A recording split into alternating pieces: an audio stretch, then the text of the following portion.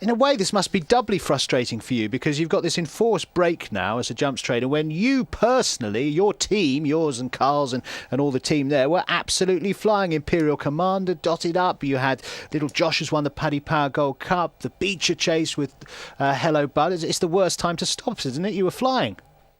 Yeah, we're going well, but no, it's quite nice for me because we're right at the top of the tree. Well, we're just Paul has gone past us, and all these people have been hanging back with their horses. They can't go anywhere while all ours have run, and they could probably do with the rest. It's an interesting point, isn't it?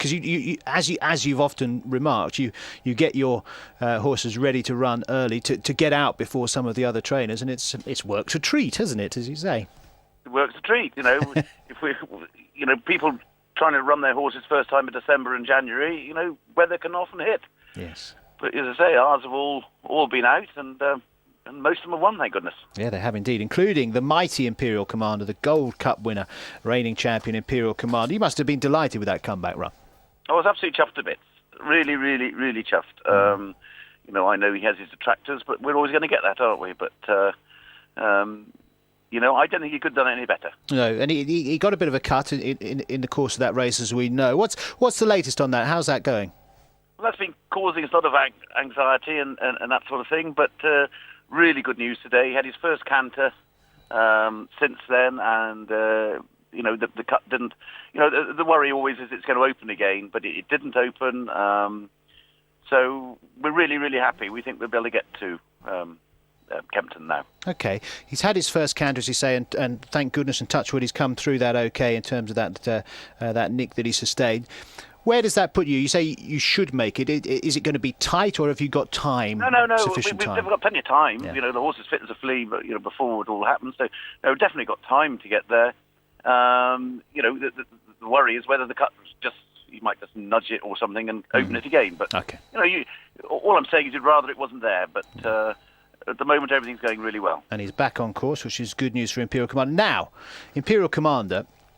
Some of us idiots, as you know, Nigel, used to think he probably didn't get 3 miles because he hadn't had success over 3 miles prior to, of course, the Betfair last year, and then, of course, with the Gold Cup as well. We now know that that's not an issue. Some of us, some idiots, will still say, well, maybe he's a Cheltenham horse, or specifically a left-handed horse, or maybe his best fresh, and therefore he might not run his best race at Kempton on Boxing Day. What's your view on that? Well, I love all these theories that are always bandied about. He couldn't win anywhere else but Cheltenham, and then, surprise, surprise, he wins at Haydock. But before then, there was, as I say, they were still saying, but he's only beaten a whisker by Cato Star the year before, and that was at Haydock. But, statistics, no one actually looks through the whole thing. Mm. So what happened last year? A couple of errors early, was there? Last year he got blinded at the second fence at Kempton and basically split the fence, and then he was knocked out of the race. He did very well to run on. I think he finished 5th or 6th. Yeah. He ran on really well. There's no problem. And the year before, he took the race to Cato Star, and he was still there on the final bend, and then faded. And he faded not because he couldn't go left-handed, because his lungs were full of muck. So, it's a very obvious reason. There we go. It gets me quite irritated. So many so-called experts.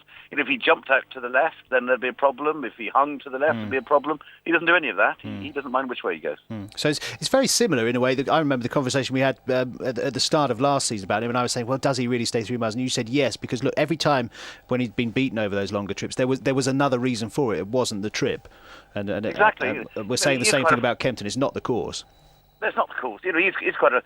He is a very difficult horse to have right on the day, and when he's right, I'm hoping he's nearly unbeatable. But we'll see. You certainly wouldn't fear anyone else in the field, including presumably Cordo Star, would you? Well, exactly. Haydock and Kempton, apart from they're going the different way round, are very similar. They're flat tracks, they're fast tracks. And we got within a whisker last year. And if anybody believes me that he hasn't got a problem with right-handed, then I think we've got a hell of a chance. Yes, a very big difference between them in terms of their positions in the market at the moment, which some of us can happily exploit. Let's talk about some of your other big successes recently. Of course, the Paddy Power Gold Cup success for little Josh. How's he come out of that? Just before then, can I just barge in and tell your listeners that to help yourselves to that 8-1 with a run though, do take with a run just in case we have a setback. But if with a run, that 8-1 is starting in a good value, I think. Well, I'm inclined to agree, given that there's on the available evidence nothing between your horse and Corto. We had a bookmaker on the other day saying, well, of course, he should probably be odds on Corto. I thought that's a slightly odd position to take, given that he's nearly been beaten by Imperial Commander once, and of course Imperial Commander won the Gold Cup, which I think Corto was in, wasn't he? Corto was in and fell when under pressure, so it didn't look like he was going to, but there you go. Good stuff. Yes, back to little Josh. He's in tremendous form, and the idea is he'll be running at Cheltenham, but I don't live far away from Cheltenham. It's looking doubtful to me whether that'll be on. Well, we hope that we're just waiting for this cold snap to relent, and of course Sam got an awful lot of praise for that riding performance. We've talked before about this, Nigel, how the satisfaction it must give you, but also the pressure that you must feel when he's riding for you. So that was a doubly enjoyable day again, was it?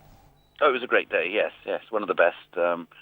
But it does add to the pressure, because everybody is going to say, oh well, is it a family thing, and he has to be doubly good, really, in order for me to put him on.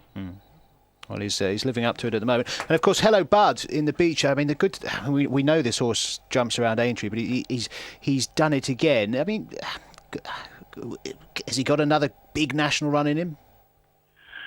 Well, obviously he will be 13 on the day of the national, but what difference is 6 months going to make? Hopefully not a lot. Yeah, I'm hoping there'll be a hell of a national run in him. Okay. Khyber Kym we're waiting to see as well, of course, who found only Binocular too good in the champion hurdle, went on to win at Aintree, of course, Khyber Kym. What's the latest, and weather permitting, when will we see Khyber Kym? Well, Khyber Kym, Christmas hurdle, is his idea, where we're going for. No problems there. The weather could be the only problem, but no, he's working well, and we're very happy with him. Good stuff. Thanks for all those updates, Nigel. It's brightened up a cold and bleak morning, and we'll let you crack on with the work there back at the yard. Many thanks for your time, and hopefully the weather relents soon, and you can pick up where you left off. Okay, thanks, Sean.